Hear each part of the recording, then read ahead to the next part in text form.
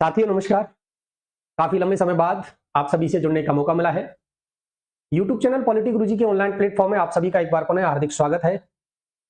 जैसा कि आप पीछे थंबनेल पर देख पा रहे हैं, आज की जो क्लास है भारतीय संविधान के जितने भी महत्वपूर्ण अनुच्छेद हैं उन सारे आर्टिकल से विगत प्रतियोगी परीक्षाओं में किस किस प्रकार के प्रश्न पूछे गए हैं एवं कौन कौन से प्रश्न बनने की संभावना रहेगी, उन सारे बिंदुओं पर आज की क्लास में हम विस्तार पूर्वक चर्चा करें।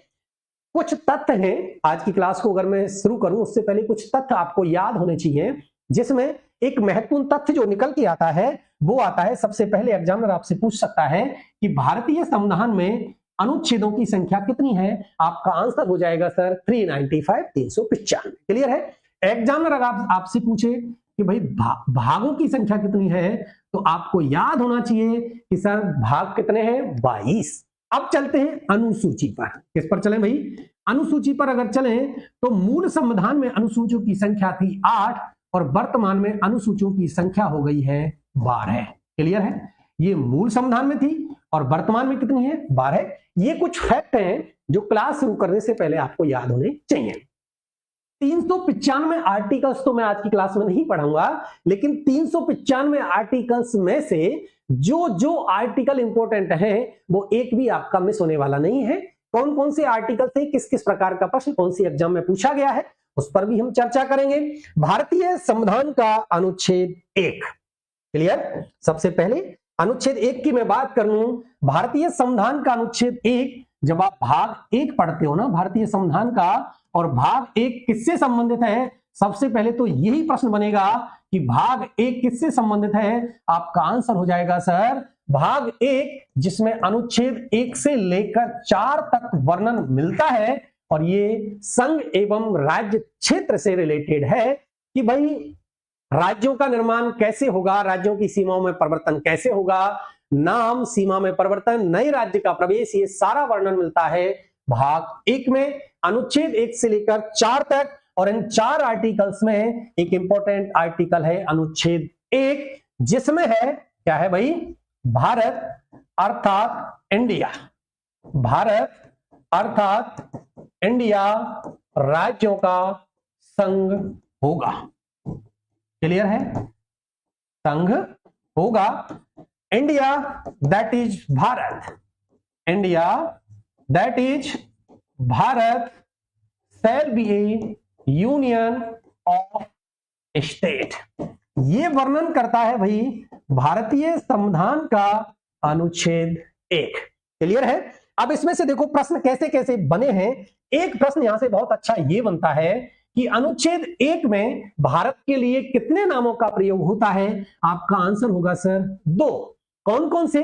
भारत अर्थात इंडिया। दूसरी बात आती है इस यूनियन को लेकर, क्योंकि फेडरल और यूनियन दोनों का जो मतलब होता है ना वो संघ होता है, लेकिन भारत क्या है भाई, भारत एक यूनियन है, फेडरल नहीं है। क्यों नहीं है?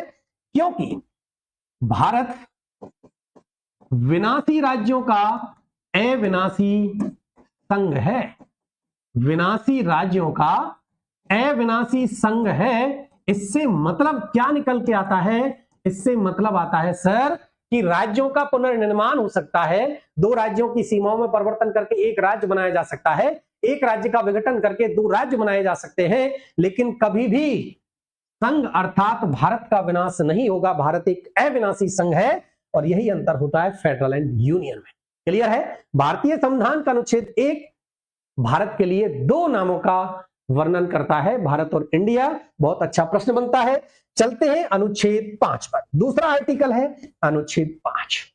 अनुच्छेद 5 आप देखते हो भाग 2, भारतीय संविधान का भाग 2, और भाग 2 में आर्टिकल है 5 से लेकर 11। 5 से लेकर 11 तक है और ये आर्टिकल बहुत इंपॉर्टेंट हो जाता है। क्यों हो जाता है इंपॉर्टेंट? तो ये आर्टिकल इंपॉर्टेंट है, एक डेट आप पढ़ते हो 26 नवंबर 1949। क्या डेट है भाई? ये डेट है 26 नवंबर 1949। और 26 नवंबर को हम क्या मनाते हैं? विधि दिवस, संविधान दिवस। क्यों मनाते हैं? क्योंकि इस दिन हमारा संविधान बनकर तैयार हो गया था। या मैं बात करूं आंशिक रूप से लागू होने की तिथि तो आंशिक रूप से लागू हो गया था 26 नवंबर 1949 को। क्लियर है? कुछ समझ में आ रहा होगा, आशा करता हूं। 26 नवंबर 1949 और ये अनुच्छेद 5 इसलिए इंपॉर्टेंट हो जाता है क्योंकि इसको इसी दिन लागू कर दिया गया था। कौन कौन से आर्टिकल थे? अनुच्छेद 5, 6, 7, 8, 9, अनुच्छेद 60, अनुच्छेद 324, अनुच्छेद 366, 367, 379, 388, 392, 393, 394 ये आर्टिकल हैं जिन आर्टिकल्स को 26 नवंबर 1949 को ही लागू कर दिया गया था। इसलिए भारतीय संविधान का अनुच्छेद 5 एक इंपॉर्टेंट है। और क्या प्रावधान है सर इसमें? इसमें है सर नागरिकता संबंधी प्रावधान कि लोगों को नागरिकता कैसे प्राप्त होगी, ये वर्णन करता है भारतीय संविधान का अनुच्छेद 5। आर्टिकल 5 से इतनी बातें आपको याद हो गई हैं। इंपॉर्टेंट है। क्यों इंपॉर्टेंट है? भाग 2 में आर्टिकल 5 से लेकर 11 है, नागरिकता संबंधी प्रावधान है और इसको 26 नवंबर 1949 को ही लागू कर दिया गया था। जबकि आपको पता है भारतीय संविधान लागू कब होता है पूर्ण रूप से? तो पूर्ण रूप से लागू होता है सर 26 जनवरी 1950 और 26 जनवरी को हम मनाते हैं सर गणतंत्र दिवस। 2 आर्टिकल क्लियर है। चलते हैं नेक्स्ट की ओर और नेक्स्ट आर्टिकल है अनुच्छेद 14। अनुच्छेद 14 जब आप पढ़ोगे तो भारतीय संविधान का भाग 3, भाग 3 क्या है भाई? भाग 3 में है मौलिक अधिकार। एक भी प्रश्न छूटने वाला नहीं है। क्लियर है? भाग 3 याद करा रहा हूं, मौलिक अधिकार है। भाग 1 में संघ एवं राज्य क्षेत्र है, भाग 2 में नागरिकता संबंधी प्रावधान है और भाग 3 में अनुच्छेद 12 से लेकर 35 तक क्या है सर? मौलिक अधिकार है। और इसी भाग 3 को हम देते हैं भारतीय संविधान के मैग्ना कार्टा की संज्ञा। ये सारे प्रश्न भी आपको क्लियर हो रहे हैं। भारतीय संविधान के कौन से भाग को मैग्ना कार्टा की संज्ञा दी गई है? आपका आंसर हो जाएगा भाग 3। भाग 3 में क्या है सर? मौलिक अधिकार है। और अगर ग्रहण करने की बात आ जाए तो सर हमने मौलिक अधिकारों को ग्रहण कर लिया सर कहां से? अमेरिका से। एक तरह से अमेरिका से हमने क्या कर लिया सर? ग्रहण कर लिया। ये सारे डाटा हैं। अब चलते हैं अनुच्छेद 14 पर और अनुच्छेद 14 में क्या है सर? विधि के समक्ष समता।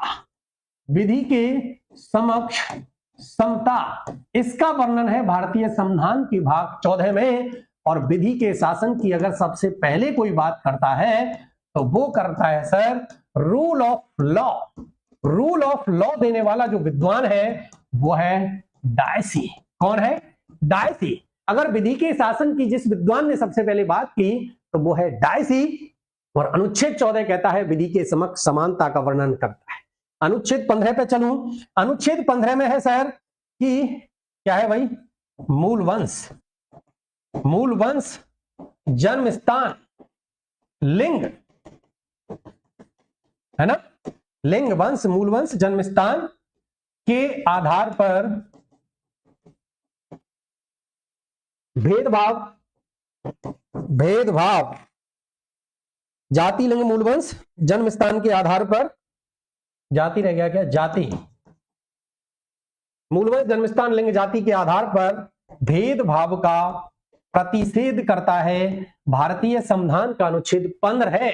15 कहता है कि मूल वंश, जन्म स्थान, लिंग, जाति आदि के आधार पर आपके साथ किसी प्रकार का भेदभाव नहीं किया जाएगा।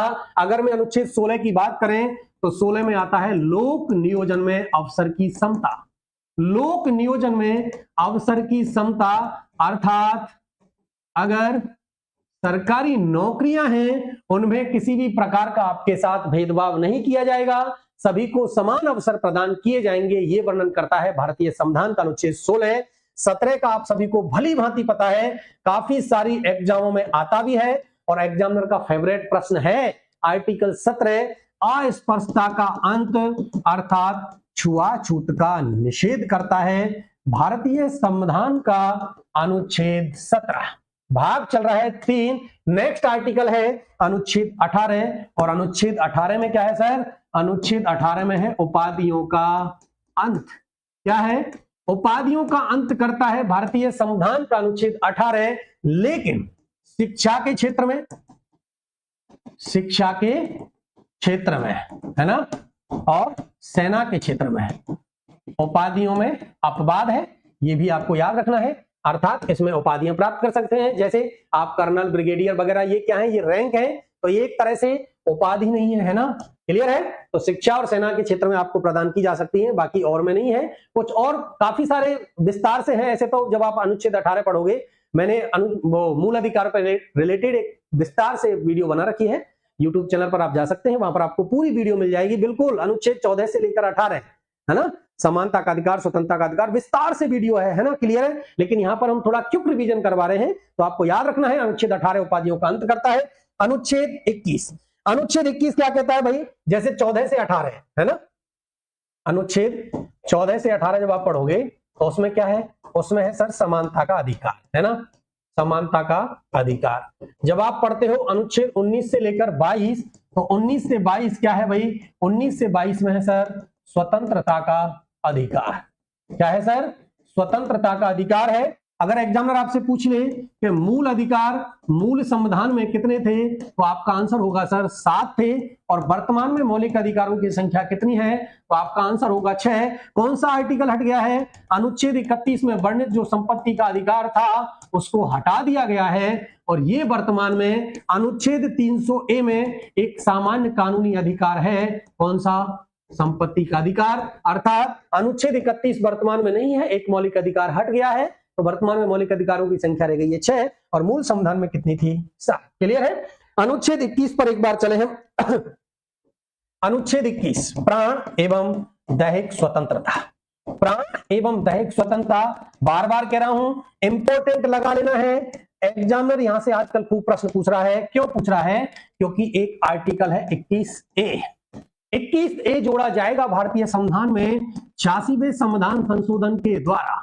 86वें संविधान संशोधन 2002 के द्वारा इसको जोड़ा गया है। और 21A क्या है सर? 21A है कि 6 से लेकर 14 वर्ष के जो बालक है ना, कक्षा 1 से लेकर 8 तक निःशुल्क एवं अनिवार्य शिक्षा इनको प्रदान की जाएगी। निःशुल्क एवं अनिवार्य शिक्षा प्रदान की जाएगी। अनुच्छेद 21A इंपॉर्टेंट लगा लेना है, अनुच्छेद 21 को और अनुच्छेद 21A को। चले भाई, नेक्स्ट आर्टिकल आप देखेंगे, भारतीय संविधान का अनुच्छेद 21A, बार बार बता रहा हूं, इंपॉर्टेंट है। 86वें संविधान संशोधन 2002 के द्वारा जोड़ा जाएगा।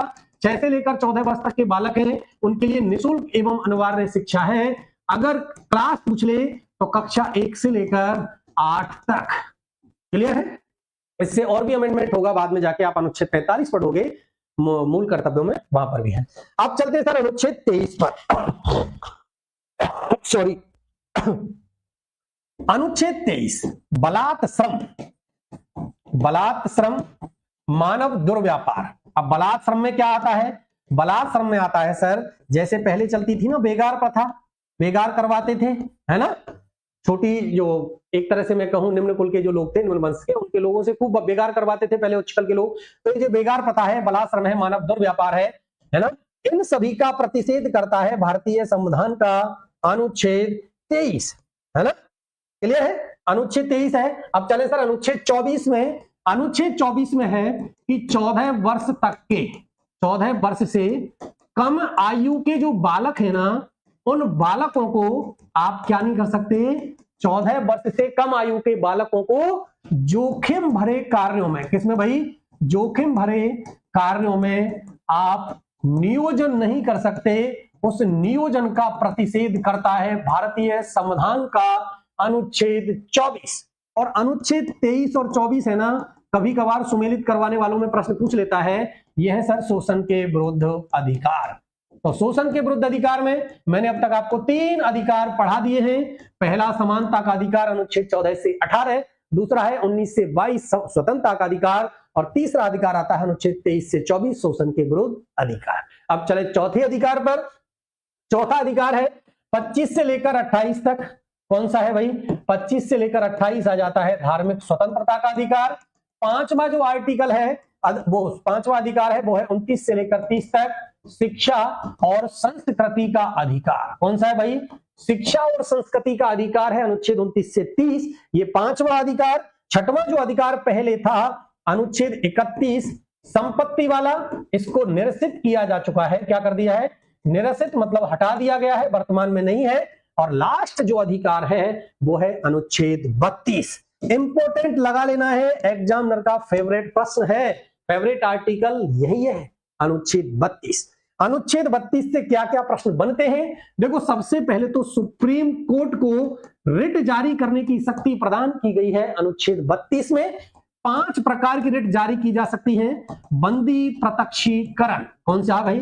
बंदी प्रत्यक्षीकरण, परमादेश, प्रतिषेध, उत्प्रेषण और अधिकार प्रच्छा। अधिकार प्रच्छा, ये 5 प्रकार की रिट जारी करने का अधिकार है सुप्रीम कोर्ट को। और कब जारी करेगा?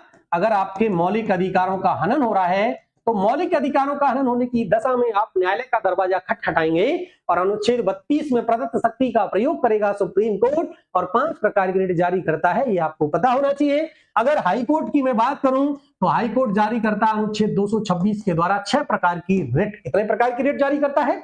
6 प्रकार की रिट जारी करता है हाई कोर्ट। क्लियर है? ये बातें क्लियर हुई। कुछ और तथ्य अनुच्छेद 32 से जो बनते हैं वो बनते हैं भाई क्या? डॉक्टर अंबेडकर इस आर्टिकल को, कौन से आर्टिकल को? अनुच्छेद 32 को संविधान की आत्मा की संज्ञा दे देते हैं। इंपॉर्टेंट लगा लेना है, प्रश्न पूछा जा सकता है, भारतीय संविधान के कौन से अनुच्छेद को डॉक्टर अंबेडकर ने आत्मा की संज्ञा प्रदान की है? तो वो आर्टिकल है अनुच्छेद 32 और अनुच्छेद 32 में है संवैधानिक उपचारों का अधिकार।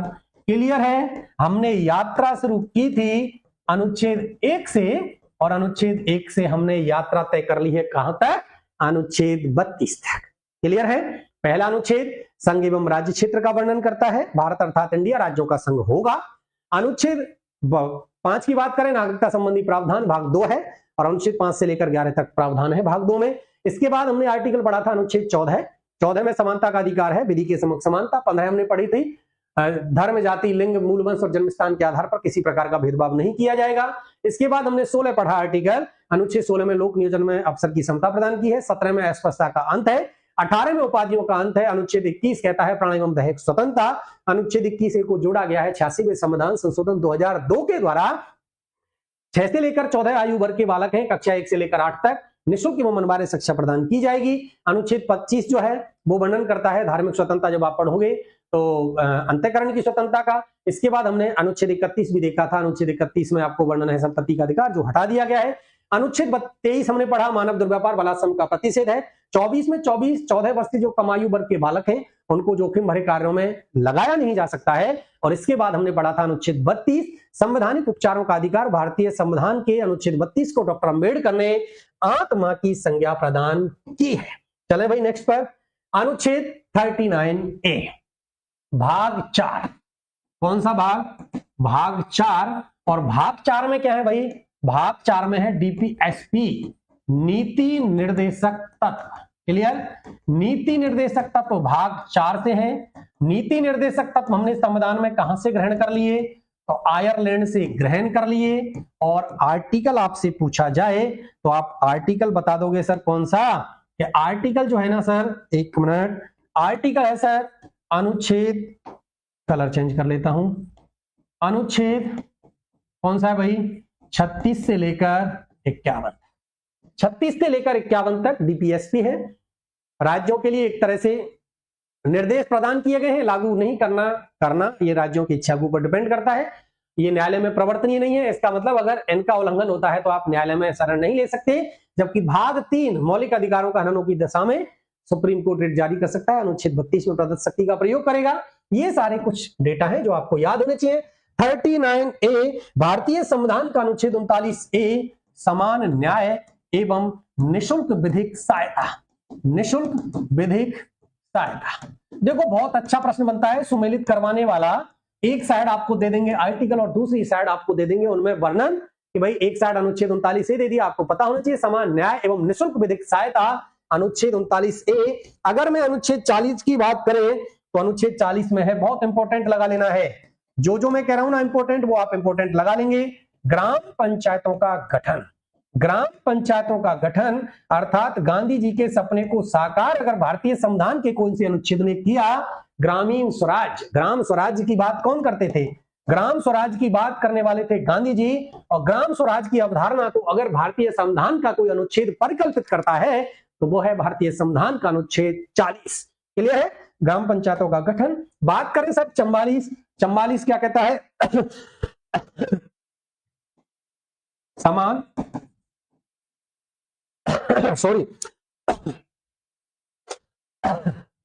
समान सिविल संहिता, इंपॉर्टेंट आर्टिकल है, गोवा में लागू है ना? अगर ये भी एग्जामिनर पूछ लेता है कहां पर लागू है, एकमात्र राज्य है जो गोवा जिसने लागू किया है अनुच्छेद 44 को। क्योंकि देखो लागू करना नहीं करना तो राज्यों के ऊपर डिपेंड है, क्योंकि डीपीएसपी है। अनुच्छेद 45 इंपॉर्टेंट लगाने लगा है। अनुच्छेद 45 है वो है निःशुल्क एवं अनिवार्य शिक्षा से संबंधित है। अनुच्छेद 45 निःशुल्क एवं अनिवार्य शिक्षा, मैंने आपको पहले भी बताया था 86वां संविधान संशोधन 2002 वाला है। 6 से 14 आयु वर्ग का बालक है। कक्षा कौन सी है भाई? कक्षा 1 से लेकर 8 है। क्लियर है? नेक्स्ट प्रश्न पर अगर मैं चलूं, अनुच्छेद 50। अनुच्छेद 50 कहता है कार्यपालिका का न्यायपालिका से पृथक्करण। कार्यपालिका और न्यायपालिका दोनों अलग होंगी। कार्यपालिका और न्यायपालिका के पृथक्करण की बात की जाती है। कौन करता है भाई? अनुच्छेद 50। इसका मतलब इसमें बात की गई है सर शक्तियों के विभाजन की। शक्तियों के विभाजन को अगर डीपीएसपी में कहीं दर्शाया गया है, अनुच्छेद 50। अनुच्छेद 51, अनुच्छेद 51 में आप पढ़ते हो उपदेश नीति, पंचशील सिद्धांत, और इसमें सबसे इंपॉर्टेंट बात है वो है अंतरराष्ट्रीय शांति व सुरक्षा। अंतरराष्ट्रीय शांति और सुरक्षा की बात करता है भारतीय संविधान का अनुच्छेद 51, और 36 से लेकर 51 तक थे डीपीएसपी, आयरलैंड से लिए गए हैं। भारतीय संविधान का भाग 4 है और यहीं पर होते हैं आपके नीति निर्देशक तत्व खत्म। जो भी इंपॉर्टेंट है वो सारे कवर है। नेक्स्ट आर्टिकल है 51A। क्लियर? बहुत अच्छे प्रश्न यहां से बनते हैं 51A से। 51A सबसे पहले भाग कौन सा है? तो सर भाग है 4A। 4A देखो ये जो कैपिटल है ना, ये जब भी कैपिटल अक्षर आएगा ना आपको याद रख लेना है कि सर बाद में जोड़ा गया है, मूल संविधान में नहीं था। तो बाद में जब भी जुड़ेगा इसका मतलब कोई अमेंडमेंट हुआ है, और अमेंडमेंट हुआ सर कौन सा? सॉरी 44वां संविधान संशोधन होगा। कौन सा होगा? सॉरी 86वां नहीं, वो 42वां संविधान संशोधन होगा। और 42वां संविधान संशोधन हुआ 1976 में, और इसके द्वारा भारतीय संविधान में जोड़े गए मौलिक कर्तव्य। मौलिक कर्तव्य कहां से लिए गए? मौलिक कर्तव्य ले लिए सर हमने यूएसएसआर, सोवियत संघ रूस से। कहां से ग्रहण किए? तो सोवियत संघ रूस से हमने ले लिए। आर्टिकल है 51A। कुछ और इंपॉर्टेंट फैक्ट हैं। कौन सी समिति थी जिसकी सिफारिश पर मौलिक कर्तव्य भारतीय संविधान में जोड़े गए? आपका आंसर होगा सर सरदार स्वर्ण सिंह समिति। सरदार स्वर्ण सिंह समिति, और सरदार स्वर्ण सिंह इसके अध्यक्ष थे, इसलिए इसका नाम हो गया सरदार स्वर्ण सिंह समिति। इस समिति ने इसमें 8 मौलिक कर्तव्य जोड़ने की सिफारिश की थी, लेकिन जोड़े कितने गए 42वें संविधान संशोधन 1976 के द्वारा? आपका आंसर होगा सर 10 जोड़े गए थे। वर्तमान में मौलिक कर्तव्यों की संख्या कितनी है सर? तो वर्तमान में मौलिक कर्तव्य है सर 11 है। तो 11वां मौलिक कर्तव्य बाद में जुड़ेगा। बिल्कुल सर 11वां मौलिक कर्तव्य बाद में जुड़ा है। कौन सा है सर? ये बिल्कुल वही निःशुल्क एवं अनिवार्य शिक्षा से रिलेटेड है, और निःशुल्क और अनिवार्य शिक्षा से रिलेटेड है। इसका मतलब 86वां संविधान संशोधन होगा 2002 में। इतना सारा इंपॉर्टेंट डेटा है जो आपको 51A से याद रखना है। भाग अगर पूछा जाए 4A है, बाद में जुड़ा है तो 42वें संविधान संशोधन 1976 के द्वारा जोड़ा जाएगा। सरदार स्वर्ण सिंह समिति की सिफारिश पर उसने सिफारिश की थी 8 मौलिक कर्तव्य जोड़ने की, लेकिन जोड़े गए थे 10, और वर्तमान में मौलिक कर्तव्यों की संख्या बढ़कर हो गई है 11। 11वां मौलिक कर्तव्य किससे है सर? 86वां संविधान संशोधन 2002 निःशुल्क एवं अनिवार्य शिक्षा की बात करता है। और इस आर्टिकल ने आपको पता है 21A जोड़ा, 45 भी इससे रिलेटेड है, और 51A में जो 11वां मौलिक कर्तव्य है इस पर भी इफेक्ट है 86वें संविधान संशोधन 2002 का। मिलता हूं कुछ इंपॉर्टेंट आर्टिकल्स को लेकर। नेक्स्ट क्लास भी रहेगी और 2 क्लासेज में ये क्लास कवर हो जाएगी। बहुत बहुत धन्यवाद आज की क्लास से जुड़ने के लिए। मिलता हूं कल इसी समय, बिल्कुल तैयार रहें। धन्यवाद।